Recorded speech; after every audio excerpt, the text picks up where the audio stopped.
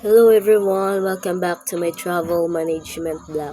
So today I'm stepping into Charles of tourism decision maker to tackle a common path is stressful issue of flight delay. So so the first day, what is the impact on this situation if you have a flight and your flight is na-delay bitaw siya. So, here's the example.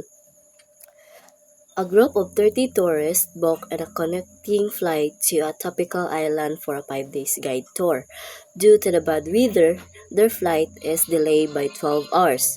This delay means they missed the first activities, including the paid snorkeling, excursion, and welcome dinner. The mood is tense of the guests and understandability and frustrated. So, ang possible ani niya is kanang pwede nila ma-reschedule ang ilang itinerary to fit activities into the remaining 4 days.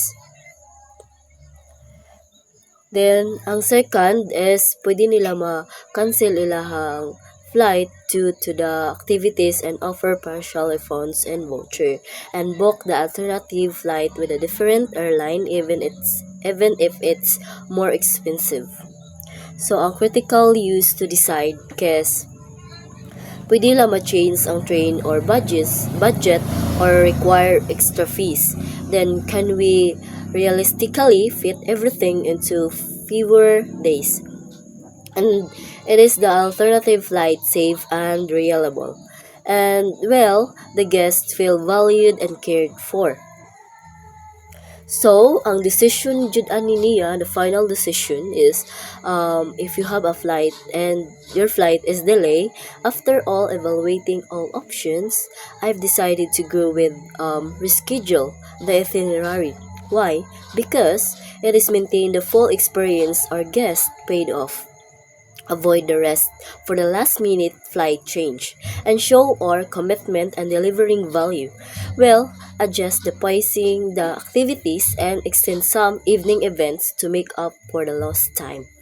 So, the closing kay kanang mo travel man gyud ta dili man jud mahitabo nga walay kanang wala bitay mahitabo nga kanang like for example kanang ma-flight ka delay or mabian ba ka sa imong eroplano kay tungod simula langay or nabili nimong passport inana na siya ang flight delay kana for example na siya.